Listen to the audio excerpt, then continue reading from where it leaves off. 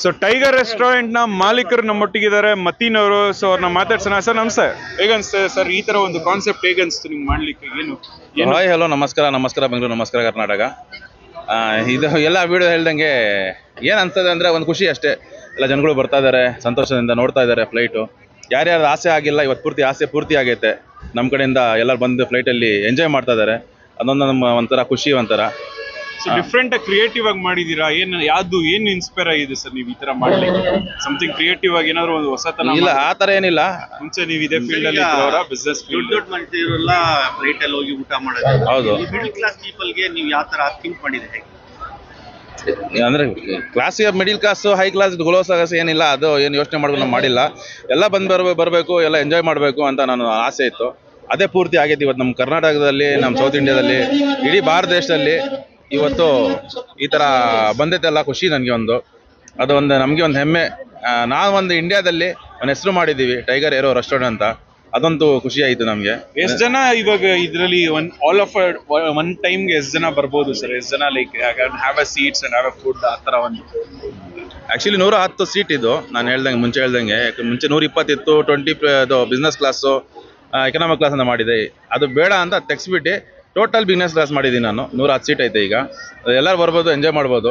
At A time 110 ಜನ ಕೂತ್ಕೊಬೋದು. But ಈಗ ಬರ್ತಾ ಇರೋದು ಒಂದು ಫ್ಯಾಮಿಲಿ 2 ಜನ 3 ಜನ ಬರ್ತಾರೆ. ಸೀಟಿಂಗ್ 4 ಸೀಟಿಂಗ್ ಐತೆ. ಆ ಪ್ರಕಾರ ಆ ಥರ ಕೂತ್ಕೊಳ್ತಿದ್ದಾರೆ. ಸೊ ಒಟ್ಟಾರೆಯಾಗಿ ಏನು ಹೇಳಲಿಕ್ಕೆ ಇಷ್ಟಪಡ್ತೀರಾ ಸರ್ ಜನಗಳಿಗೆ, ಜನತೆಗೆ? ಈಗ ಹೊಸ, ಯಾಕಂದ್ರೆ ಈ ಒಂದು ಹೋಟೆಲ್ ಇಂಡಸ್ಟ್ರಿ ಡಿಫ್ರೆಂಟ್ ಕ್ರಿಯೇಟಿವ್ ಆಗಿರೋರಿಗೆ ಒಂದು ಎಲ್ಲಾ ಕಡೆನೂ ಅದು ಅಟ್ರಾಕ್ಟಿವ್ ಆಗಿ ಕಾಣತ್ತೆ.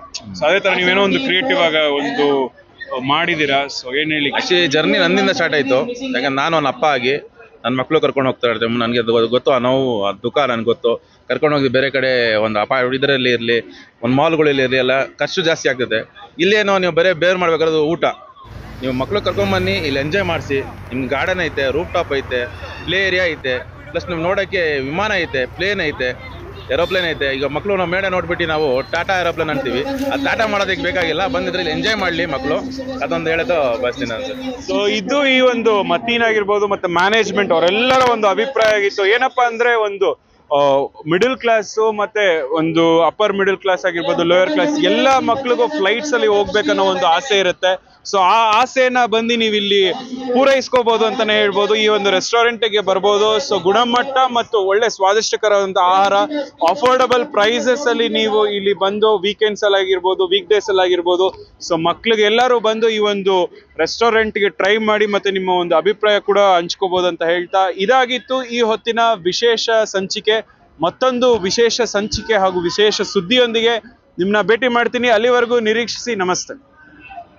ಮಕ್ಕಳ ಹೈಯರ್ ಎಜುಕೇಷನ್, ಮಗಳ ಮದುವೆ, ಕನಸಿನ ಸ್ವಂತ ಮನೆ, ಇದಕ್ಕೆಲ್ಲ ಹೆಂಗೆ ಹಣ ಹೊಂದಿಸ್ಬೇಕಂತ ಟೆನ್ಷನಲ್ಲಿ ಇದ್ದೀರಾ?